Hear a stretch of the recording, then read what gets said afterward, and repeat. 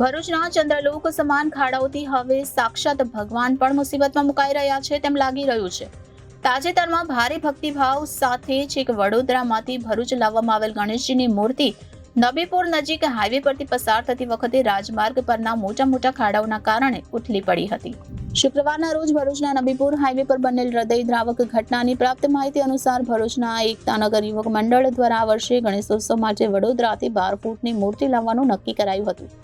એકતાનગરના લોકોએ દાનફાળો એકત્ર કરી ભક્તિભાવપૂર્વક ગણેશ બાપ્પાની મૂર્તિ લેવા વડોદરા ગયા હતા, જ્યાંથી મૂર્તિ જાડા ટાયરવાળી મોટી પહોળી ટ્રોલી લારી પર લાવવામાં આવી રહી હતી, જેથી કોઈ જાતના અકસ્માત કે હાનિ વગર શાંતિપૂર્વક મૂર્તિને લાવી શકાય. જો કે મંડળને મુસીબતોનો સામનો ભરૂચમાં પ્રવેશતાની સાથે જ થઈ ગયો.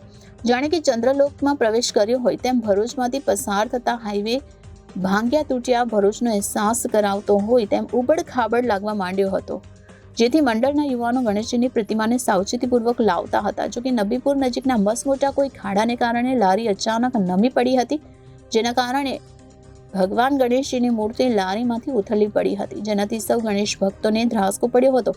જો કે મૂર્તિનો ચમત્કારિક બચાવ થયો હતો, માત્ર ગણેશજીના હાથ, પગ અને સિંહાસનને નહિવત નુકસાન થયું હતું. તો મંડળના સભ્યોએ તાત્કાલિક ક્રેનની વ્યવસ્થા કરી મૂર્તિને સહી સલામત અન્ય લારી પર મૂકવામાં આવી હતી અને તાત્કાલિક ધોરણે વડોદરાના મૂર્તિકારને બોલાવી ખંડિત મૂર્તિનું સમારકામ પણ કરાવ્યું હતું.